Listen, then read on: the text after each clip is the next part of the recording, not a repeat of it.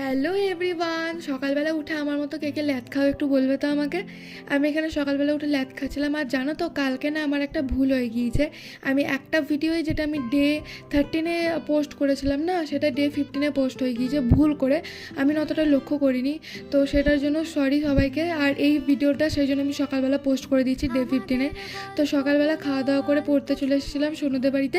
আর আজকে সকাল থেকে অনেক আম খেয়েছি। সোনুদের বাড়ির আমটাও খুব মিষ্টি ছিল, তো আম খেয়ে আমার মুখে এরকম একটা হাসি চলে এসেছিলো, তো সেই জন্য আমি ভিডিও করছিলাম।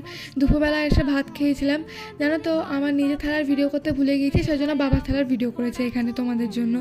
যাই হোক, বিকেলবেলা আবার টিউশন পড়তে গিয়েছিলাম। আবার রাত্রিবেলা এসে আবার পড়তে বসেছিলাম। পরের দিন সকালে টিউশন ছিল। আর আমি দেখছিলাম আহাগো পড়ে পড়ে আমার মুখটা কেমন শুকিয়ে গিয়েছে, নিজেই দেখছিলাম জানো তো। তারপরে রাত্রিবেলা খেতে বসে পড়েছিলাম। এখানে ছিল রুটি তড়কা, আর এখানে আমও ছিল। আমটা লাস্টে খেয়েছিলাম। তো দেখা হবে তোমাদের সাথে অন্য একটা ব্লগে। সকলে ভালো থেকো, সুস্থ থেকো।